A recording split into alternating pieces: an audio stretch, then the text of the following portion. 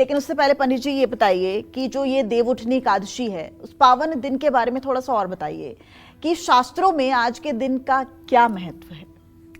देखिए, देवउठनी एकादशी या देवोत्थानी एकादशी का व्रत रखने से सभी प्रकार का पाप ताप नष्ट होता है। इस व्रत को करने से भाग्य जागृत होता है। देवउठनी एकादशी के व्रत से अशुभ संस्कार नष्ट हो जाते हैं और मोक्ष की प्राप्ति होती है। देवउठनी एकादशी के दिन तुलसी की पूजा से अकाल मृत्यु का भय दूर हो जाता है और पितरदोष का भी शमन होता है। देवोत्थानी एकादशी की कथा सुनने और कहने से पुण्य की प्राप्ति होती है। देवउठनी एकादशी का व्रत करने से 1000 अश्वमेध यज्ञ का और 100 राजसूय यज्ञ के बराबर फल मिलता है। पितृदोष से पीड़ित लोगों को देवोत्थानी एकादशी का व्रत करने से लाभ मिलता है। पितरों को भी कष्टों से मुक्ति मिलती है। जो भी व्यक्ति किसी भी एकादशी तिथि का व्रत करता है वो जीवन में कभी भी संकटों से नहीं घिरता है। जीवन में धन और समृद्धि मिलती है। जो व्यक्ति कन्या सुख से वंचित है उसको तुलसी विवाह जरूर करना चाहिए। ऐसा करने से कन्यादान के बराबर ही फल प्राप्त होता है। मैं आप लोगों को एक छोटी सी संक्षेप में कथा सुनाना चाहूँगा। अयोध्या के एक राजा हुए और वो बड़े धार्मिक राजा थे। उन्होंने अपने समस्त भूमंडल पर अपने राज्य में ये घोषणा कर दी कि 15 वर्ष के ऊपर और अशक्त और वृद्ध के अलावा सभी स्त्री पुरुष के लिए एकादशी का व्रत अनिवार्य होगा और पूरी प्रजा एकादशी का व्रत करने लगी। उनका देश ऐसा लगा कि जैसे साक्षात हर समय सतयुग है, क्योंकि सब लोग एकादशी का व्रत करते थे।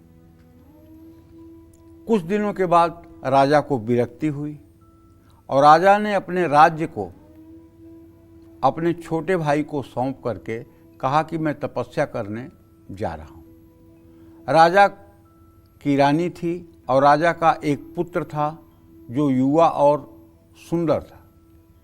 राजा बद्री काश्रम, बद्रीवन जिसको कहते हैं, जो आज का बद्रीनाथ है, वहाँ जा कर के तपस्या में लग गए।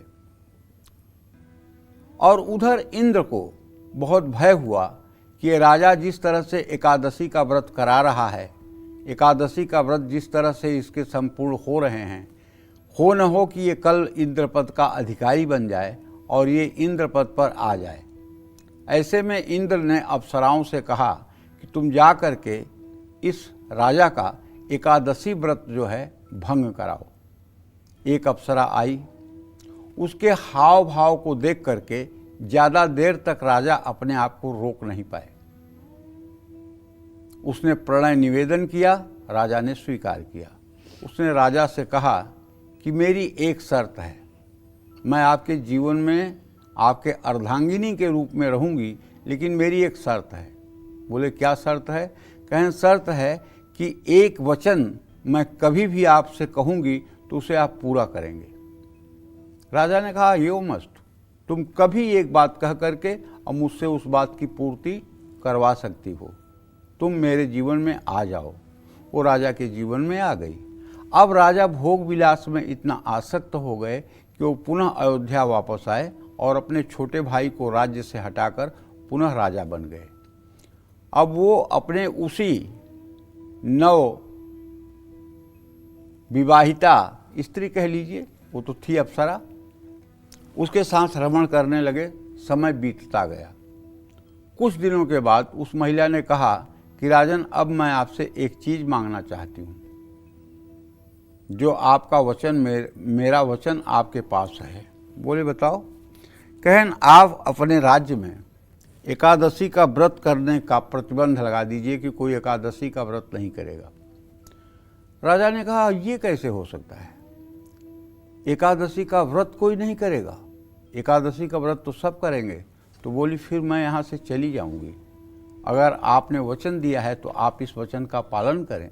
राजा ने कहा नहीं, इसके अलावा कोई दूसरी तुम्हारी शर्त होगी तो जरूर मानूंगा, लेकिन ये शर्त मैं नहीं मानूंगा।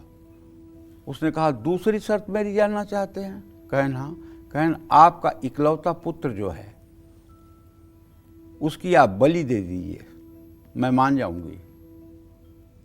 राजा बड़े विस्मय में पड़े, पुत्र बहुत प्यारा था।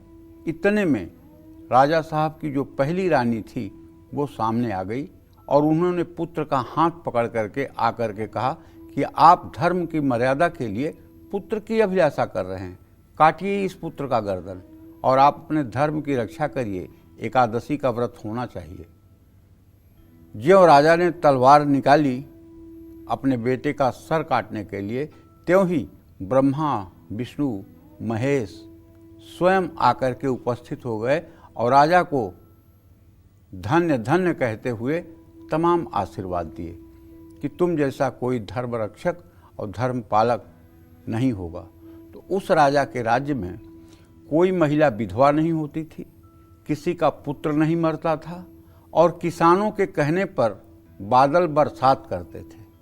ये है एकादशी का महात्मा। मैं ज़्यादा कुछ बड़ी बात तो नहीं बोलता हूँ, लेकिन जो मैंने अपने जीवन में अनुभव किया है उसके आधार पर मैं कहता हूँ, आज भी अगर ज़्यादा नहीं 40% सनातन धर्मी एकादशी का व्रत करने लगें तो कलयुग का कहीं नाम निशान नहीं रह जाएगा। आज से ही सतयुग शुरू हो जाएगा। जितने भी व्यभिचार हो रहे हैं सब अपने आप रुक जाएंगे। एकादशी के व्रत की ये महिमा है। लेकिन कभी कभी कार्यक्रम में मैं ये बताता हूँ कि महिलाओं को एकादशी का व्रत तब करना चाहिए जब उनका पति एकादशी का व्रत कर रहा हो या पति की आज्ञा से करना चाहिए, वरना अग्नि पुराण में लिखा हुआ है कि जो महिलाएं बिना पत्नी के आज्ञा के एकादशी का व्रत करती हैं वो पति के आयु का हरण करती हैं। ऐसा मैंने विचार किया तो ऐसा इसलिए है कि एकादशी व्रत करने से मनुष्य की मनोवाह नाड़ी सूख जाती है और उसकी कामेच्छा शक्ति समाप्त हो जाती है।